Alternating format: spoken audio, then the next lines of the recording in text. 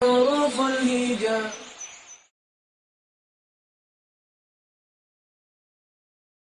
اعوذ باللہ من الشیطان الرجیم. بسم اللہ الرحمن الرحیم.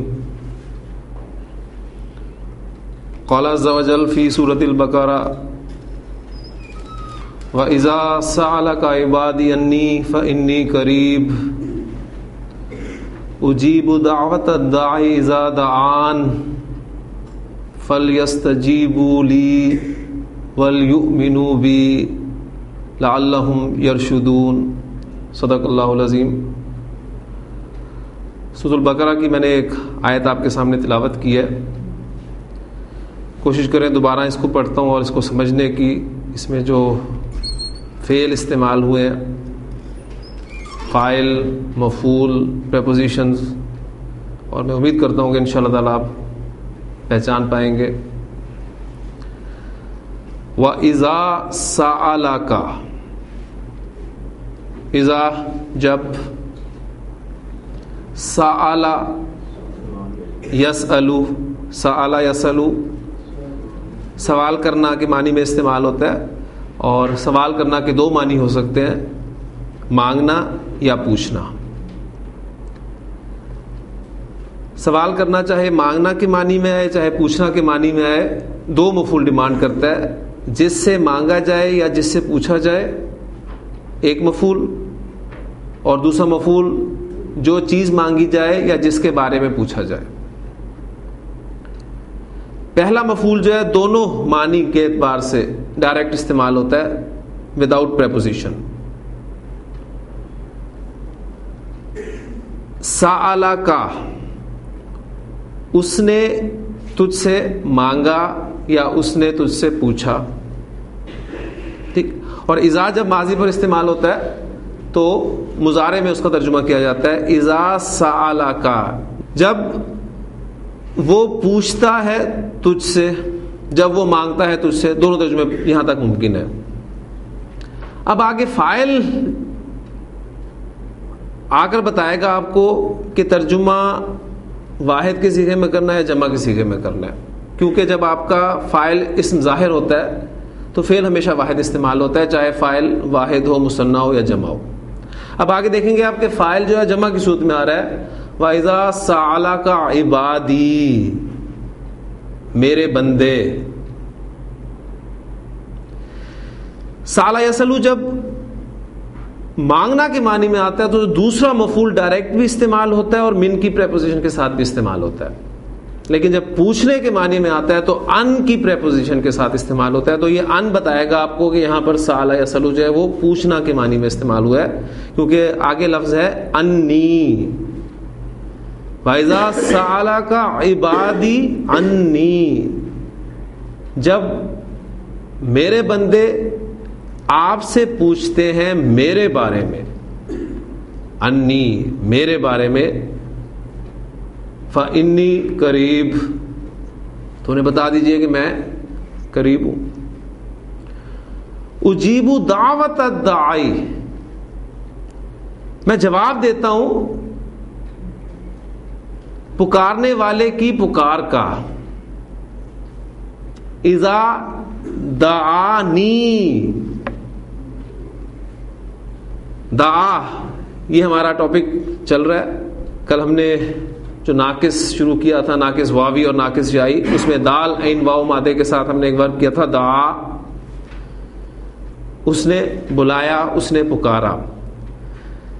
دعانی، اس نے مجھے پکارا. اذا دعانی، جب وہ مجھے پکارتا ہے. اور یہاں آپ دیکھیں گے کہ قرآن مجید کے ٹیکسٹ میں آپ کو دعانی میں نون کے نیچے صرف زیر لکھی ملے گی، یا متکلم وہاں بھی ڈراپڈ ہے. یہ ٹیکسٹ آپ کے لیے خاص طور پہ میں آپ کو دعوت دیتا ہوں غور کرنے کی، وہاں پر لازمی آپ جا کر دیکھیے گا. اجیب دعوت الداعی اذا دعان فَلْيَسْتَجِيبُوا لِي. اصل بات کیا ہے، انہیں بھی تو چاہیے کہ وہ میری بات مانے. وَلْيُؤْمِنُوا بِي، اور مجھ پہ ایمان لائے. لعلہم یرشدون، تاکہ وہ ہدایت پائیں۔ اچھا اب یہاں دیکھیں بات ساری کیا ہے۔ اللہ تعالیٰ تو فرماتے ہیں کہ جب بھی پکارنے والا مجھے پکارتا ہے میں اس کی پکار کا جواب دیتا ہوں، لیکن ریکوائرمنٹ کیا ہے اس کی؟ انہیں بھی تو چاہیے کہ میری بات مانے، میرا کہنا مانے، اور پھر مجھ پہ یقین رکھیں، مجھ پہ ایمان لائیں۔ اب چونکہ ہم جب اپنا جائزہ لیتے ہیں تو اپنے آپ کو اس لیول پر پاتے ہی نہیں، اس کی تو ہم کوئی بات مانتے ہی نہیں۔ جب اس کی کوئی بات نہیں مانتے تو کس منہ سے مانگے، کس منہ سے اسے پکارے؟ تبھی عام طور پر پھر ہم دوسروں کو کہتے ہیں کہ میرے لیے دعا کریں۔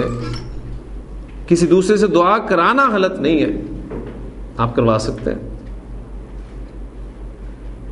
لیکن وہ جو ایک ڈائریکٹ تعلق ہے بندے کا اللہ کے ساتھ، اس کو ذرا دیکھیے، بڑے خوبصورت الفاظ ہیں۔ وَإِذَا سَأَلَكَ عِبَادِي عَنِّي فَإِنِّي قَرِيبٌ أُجِيبُ دَعْوَةَ الدَّاعِ إِذَا دَعَانِ فَلْيَسْتَجِيبُوا لِي وَلْيُؤْمِنُوا بِي۔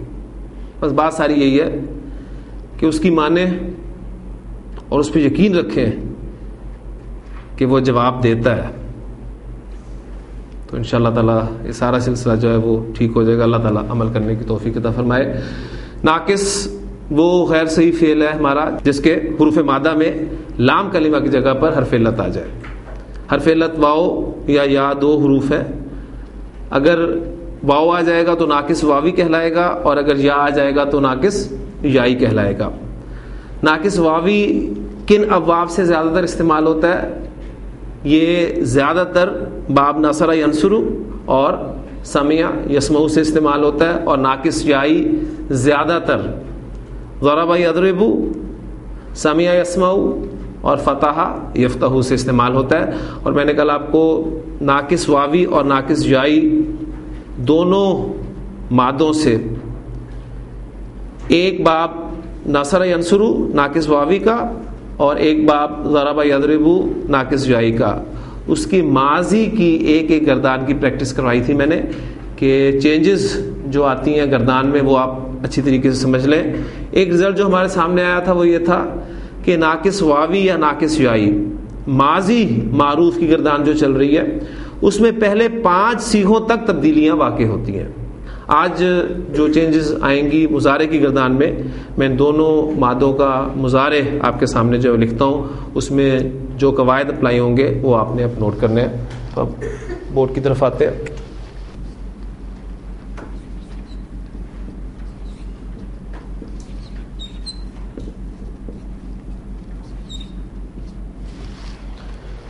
یہ نارمل جو صیغے بنتے ہیں دعوا یدعو اور ہدایا یہدی یو۔ ماضی ہمارا الحمدللہ کلیئر ہو چکا ہے کہ یہ دعوا کیا بنا، دعا۔ ناقص واوی میں آپ نے دیکھا کہ حرف علت کو الف کی صورت میں لکھا گیا، اور ناقص یائی میں حرف علت کو الف مکسورہ کی صورت میں لکھا۔ آج ہم مضارع کی گردان کو سامنے رکھتے ہیں۔ پہلا صیغہ ہے ہمارا یدعو۔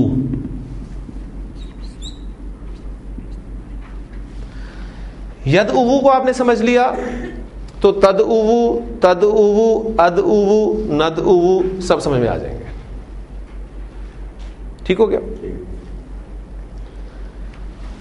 یدعوانی، اس کو آپ نے سمجھ لیا، تدعوانی، تدعوانی، تدعوانی، یہ سارے سمجھ میں آ گئے۔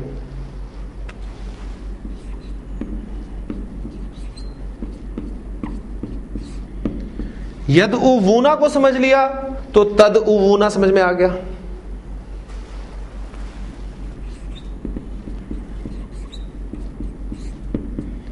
یدعونا سمجھ میں آ گیا تو تدعونا سمجھ میں آ گیا۔ اور آخری صیغہ ہمارا بنتا ہے تدعوینا۔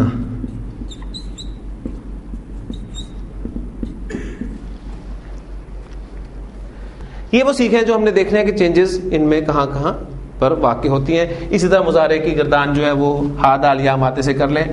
یہ پہلا سیکھا آپ کا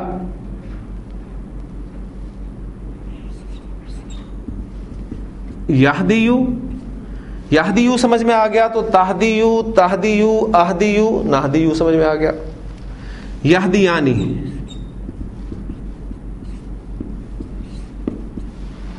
تہدیانی, تہدیانی, تہدیانی. یہدیونا,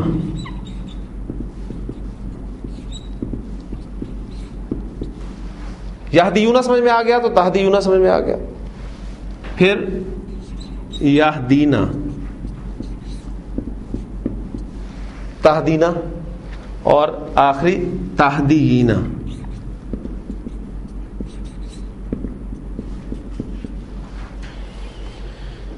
یہ ہمارے سیکھے جن کو ہم نے سمجھنا ہے کہ کیا ان میں تبدیلیاں واقع ہوتی ہیں. مضارع کی گردان آتی, پہلا قاعدہ جو ہے اس کی سچویشن نوٹ کر لیں. اگر واو پر پیش ہو اور پیچھے بھی پیش ہو, واو پر پیش ہو پیچھے بھی پیش ہو تو واو ساکن ہو جاتا ہے. ید او سے کیا بن گیا؟ ید او. ید او, تد او, تد او, اد او, ند او. کلیئر ہو گیا؟ واو پر پیش, پیچھے پیش, واو ساکن. ایک سمجھ میں آ گیا, پوری فیملی سمجھ میں آ گئی. یا پر پیش ہو پیچھے زیر ہو تو یا ساکن ہو جاتی ہے. یہدیو سے کیا بن گیا؟ یہدی. یہدی, تہدی, تہدی, آہدی, نہدی. پوری فیملی سمجھ میں آ گئی. واو پر پیش, پیچھے پیش, واو ساکن. یا پر پیش, پیچھے زیر, یا ساکن. قاعدہ اپلائی ہو گیا. جہاں سچویشن ہوگی قاعدہ اپلائی کرنا ہے آپ نے. ایک کور ہو گیا. مثنیٰ کا صیغہ ید اوانی, نو چینج. اس میں چینج نہیں آئی. تد اوانی, تد اوانی, تد اوانی, نو چینج. یعنی اس کو آپ اسپیشل یاد رکھ لیں کہ ناقص واوی یا ناقص یائی دونوں میں جو مثنیٰ کے صیغے ہیں مضارع کے, اس میں کسی صیغے میں تبدیلی نہیں آتی, وہ اوریجنلی استعمال ہوتے ہیں. کلیئر ہو گیا؟ یہدیانی, تہدیانی, تہدیانی, تہدیانی, نو چینج. اگلے صیغے پہ ید اوونا. سچویشن دیکھ لیں, کوئی نیا قاعدہ نہیں پڑھنا پڑ رہا, دو حروف علت اکٹھے ہو رہے ہیں. ایک مادے کا, ایک صیغے کا. یہاں بھی دیکھیں دو حروف علت اکٹھے ہو رہے ہیں, ایک مادے کا, ایک صیغے کا. تو ہونا کیا ہے؟ مادے کا حرف علت ڈراپ ہو جانا ہے. وہ ڈراپ ہوگا, یہ ڈراپ ہو گیا, یہ ڈراپ ہو گیا. پیچھے زبر ہوتی تو کچھ کرنے کی ضرورت نہیں تھی, ہم پڑھ چکے ہیں. ماضی کے تیسرے صیغے میں یہ قاعدہ اپلائی کیا. پیچھے زبر تھی, برقرار رہی, کوئی چینج نہیں آئی. لیکن پیچھے زبر نہیں ہے تو حرکت تبدیل کی جائے گی. پیچھے زبر نہیں ہے تو حرکت تبدیل ہوگی. حرکت کو ہٹائیں تاکہ آپ کو پتہ چلے کہ آپ نے تبدیل کیا. حرکت ہٹ گئی. اب حرکت کون سی لگانی ہے, یہ سوال پیدا ہوگا. جو صیغے کا حرف علت ہے اس کے موافق حرکت لگا دیں. یہاں واو آ رہا ہے نا, واو کے موافق حرکت کیا ہے؟ پیش. حالانکہ پہلے بھی پیش لگی ہوئی تھی, لیکن اب آپ لگائیں گے تو آپ نے قاعدہ اپلائی کیا ہے. ید اونا, واو کے موافق حرکت پیش. یہدونا, ید اونا. سمجھ میں آ گیا؟ تو تد اونا بھی سمجھ میں آ گیا, وہ بن جائے گا تد اونا. ید اونا, تدعونا.